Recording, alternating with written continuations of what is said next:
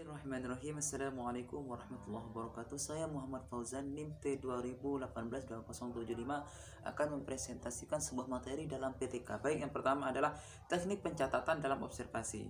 Nah, di sini ada narrative types. Nah, ini dengan menggunakan catatan narasi. Lalu yang kedua adalah checklist dengan menggunakan kolom-kolom, lalu ada checklist. Lalu yang ketiga adalah dengan rating, yaitu dengan kolom-kolom juga tapi dengan ada rating 1, 2, 3 sampai 5. Dan selanjutnya adalah alat observasi. Alat yang digunakan dalam observasi yang pertama adalah catatan harian. Nomor 2 adalah diary description. Lalu selanjutnya adalah anecdote record, yaitu dengan mencatat hal-hal yang penting yang ketika kita temukan dalam penelitian nantinya. Lalu yang selanjutnya adalah catatan berkala. Nah, bedanya dengan catatan harian, kalau catatan berkala ini hanya mencatat apa-apa yang penting seperti itu. Lalu selanjutnya adalah checklist seperti di rating tadi. Yang kedua adalah rating.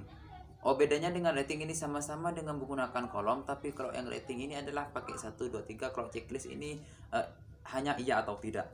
Lalu selanjutnya adalah syarat menjadi seorang observer. Yang pertama adalah paham dengan materi yang akan diobservasi. Gak mungkin kan kita mengobservasi tapi kita tidak paham dengan apa yang akan kita teliti. Lalu yang kedua adalah paham kode ekspresi. Misalkan anak ini suka atau enggak ketika kita observasi, anak ini senang atau enggak, seperti itu. Selanjutnya adalah dapat melihat hal yang detail. Nah, dalam penelitian kita harus dapat melihat dan kita dapat mengkritisi hal-hal yang detail yang kita temukan dalam penelitian. Selanjutnya adalah responsif. Selanjutnya, hal-hal yang harus diperhatikan dalam mengobservasi. Yang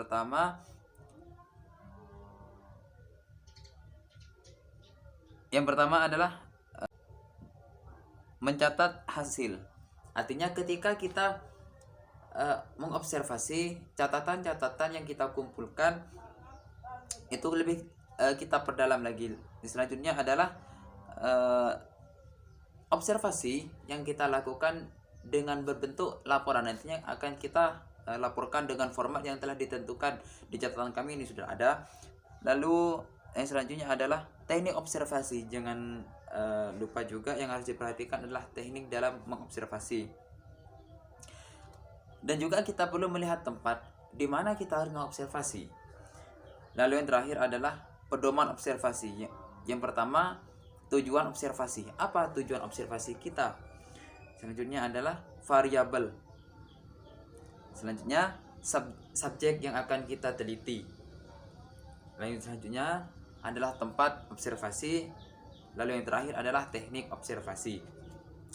Untuk lebih lengkapnya, untuk lebih jelasnya, antum bisa baca di catatan yang telah kita tuliskan. Di sana sudah lengkap insyaallah.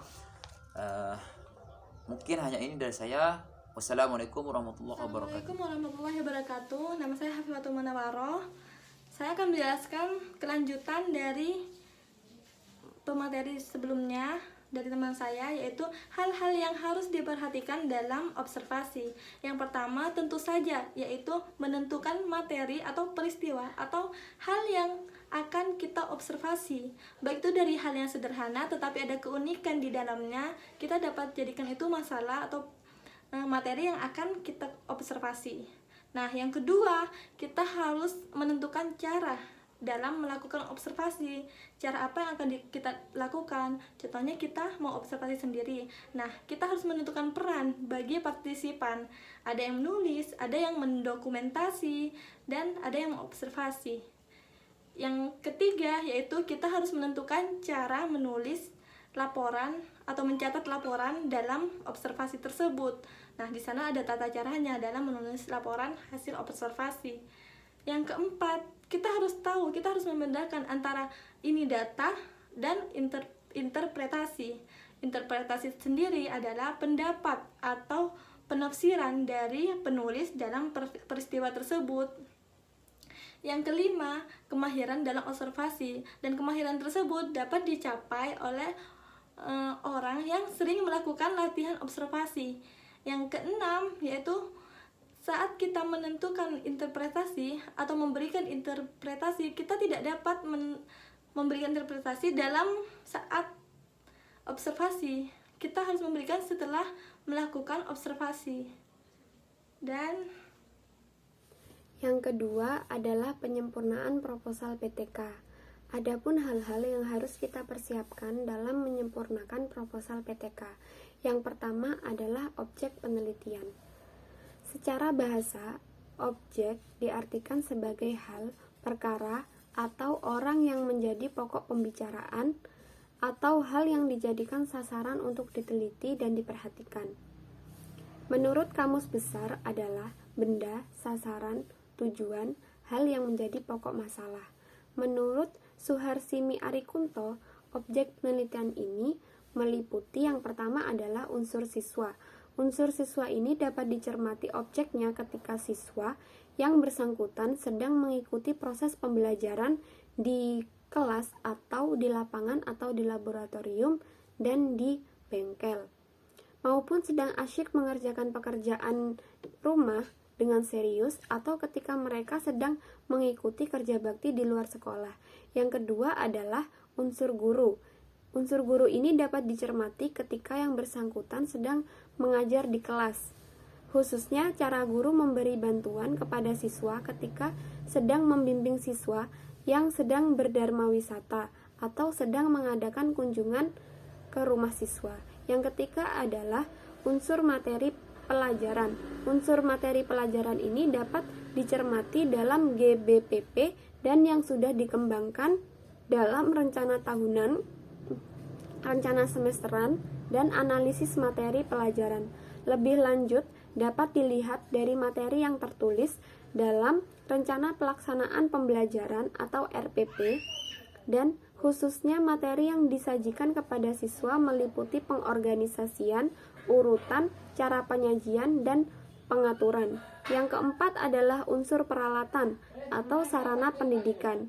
Sarana pendidikan ini meliputi peralatan, baik yang dimiliki oleh siswa secara perseorangan atau yang disediakan oleh sekolah, maupun yang disediakan dan digunakan di kelas dan di laboratorium. Pada umumnya, guru menganggap bahwa siswa sudah melakukan praktikum dengan baik asal sudah menyerahkan laporan yang lengkap. Yang kelima adalah unsur hasil pembelajaran. Unsur hasil pembelajaran ini baik lingkungan siswa di kelas, sekolah maupun di rumah. Informasi tentang lingkungan ini dikaji bukan untuk campur tangan, melainkan digunakan sebagai pertimbangan dan bahan untuk pembahasan. Unsur yang terakhir adalah unsur pengelolaan.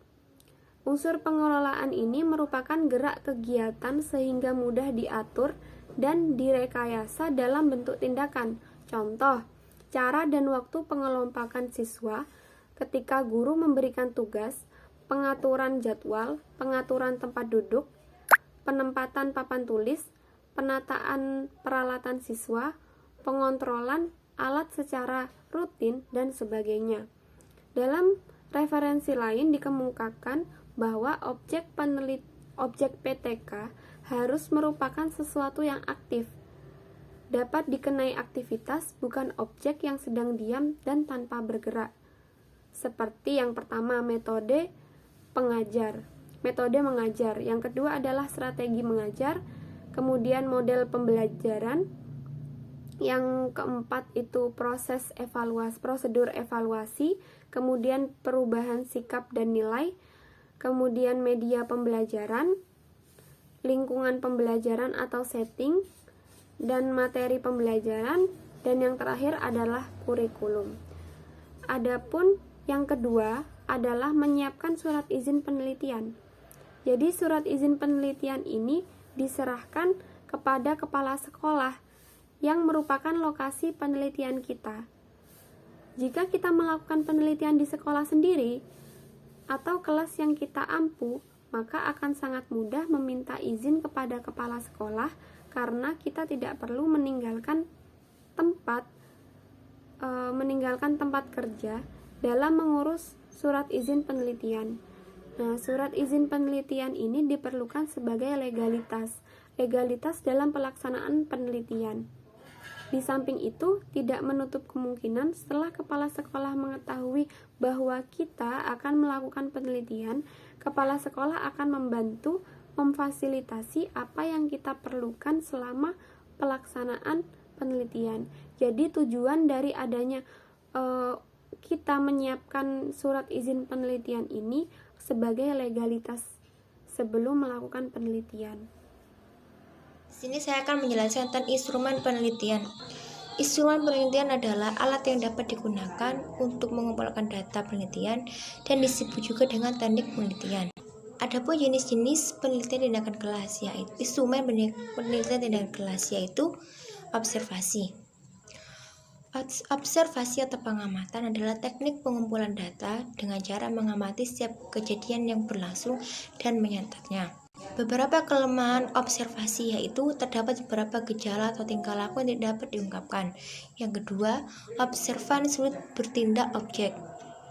Yang ketiga, kemungkinan terjadinya gejala halo effect. Yang keempat, mungkin adanya keraguan. Dan untuk mengatasinya, yang harus kita lakukan yaitu direncanakan bersama oleh observan. Yang kedua, observasi difokuskan pada hal yang spesifik. Adapun jenis observasi berdasarkan persiapan dan cara pelaksananya adalah observasi sistematis dan observasi insidental. Yang selanjutnya yaitu berdasarkan hubungan antara observer dan observan, yaitu observasi partisipatif dan observasi non-partisipatif. Yang selanjutnya yaitu wawancara. Wawancara adalah teknik pengumpulan data dengan menggunakan bahasa lisan, baik secara tatap muka atau melalui media. Beberapa hal yang perlu diperhatikan saat wawancara yaitu bersikap sebagai wawancara yang simpatik, bersikap netral, bersikap tenang, dan tidak terburu-buru mengambil sikap. Jenis wawancara berdasarkan pelaksanaannya yaitu wawancara insidental, wawancara terencana. Dan selanjutnya yaitu wawancara berdasarkan bentuk pertanyaan dan jawaban, dibagi menjadi closed question, pertanyaan terbuka, dan catatan harian. Bismillahirrahmanirrahim. Assalamualaikum warahmatullahi wabarakatuh. Baik, di sini saya akan menjelaskan tentang perencanaan pembelajaran. Rencana itu sendiri merupakan kegiatan pokok atau tahapan awal yang dilakukan oleh guru sebelum melakukan penelitian tindakan kelas. Dengan perencanaan yang baik, guru pelaksanakan PTK akan lebih mudah untuk mengatasi kesulitan dan mendorong guru untuk bertindak dengan lebih efektif. Sebagai bagian dari perencanaan, guru sebagai peneliti harus berkolaborasi atau bekerja sama dan berdiskusi dengan teman sejawat untuk membangun kriteria dan kesamaan bahasa dan persepsi dalam merancang tindakan perbaikan. Tahapan yang dilaksanakan pada tahap perencanaan meliputi identifikasi masalah, analisis masalah, perumusan masalah, dan formulasi tindakan dalam bentuk hipotesis tindakan. Tahapan yang pertama yakni identifikasi masalah. Bagaimana memulai penelitian tindakan kelas? Untuk dapat menjawab pertanyaan tersebut, pertama-tama yang harus dimiliki guru adalah perasaan ketidakpuasan terhadap praktek pembelajaran yang selama ini dilakukannya. Dan tahapan yang kedua yaitu analisis masalah. Setelah memperoleh permasalahan-permasalahan melalui proses identifikasi tersebut, maka guru peneliti selanjutnya melakukan analisis terhadap masalah-masalah tersebut untuk menentukan urgensi-urgensi penyelesaian. Dan di dalam analisis masalah, terdapat hal-hal yang harus dipertimbangkan bagi guru dalam menganalisis permasalahan sebagai berikut. Yang pertama yaitu pilih permasalahan yang dirasa penting oleh guru sendiri dan siswanya, atau topik yang melibatkan guru dalam serangkaian aktivitas yang memang diprogramkan oleh sekolah. Dan yang kedua yaitu jangan memilih masalah yang berada di luar kemampuan atau kekuasaan guru untuk mengatasinya. Pilih dan tetapkan permasalahan yang skalanya cukup kecil dan terbatas. Dan yang ketiga yaitu usahakan untuk bekerja sama dalam pengembangan fokus penelitian. Dan kaitan PTK yang akan dilaksanakan dengan prioritas-prioritas yang ditetapkan dalam rencana pengembangan sekolah. Dan yang terakhir yaitu perumusan masalah. Setelah mengidentifikasi dan menganalisis permasalahan tersebut, maka guru selanjutnya perlu merumuskan permasalahan secara lebih jelas, spesifik, dan operasional. Jenis data yang perlu dikumpulkan termasuk prosedur pengumpulan data, serta cara menginterpretasikannya. Perumusan masalah yang lebih tajam itu dapat dilakukan diagonis kemungkinan-kemungkinan penyebat yang lebih cermat, sehingga terbuka peluang untuk menjajaki pertanyaan. Perumusan masalah harus jelas, dinyatakan dengan kalimat tanya. Inti suatu masalah adalah kesenjangan antara keadaan nyata dan keadaan yang diinginkan. Oleh karena itu, rumusan masalah harus mengandung deskripsi tentang kenyataan yang ada dan keadaan yang diinginkan. Mungkin itu saja dari saya. Wassalamualaikum warahmatullahi wabarakatuh.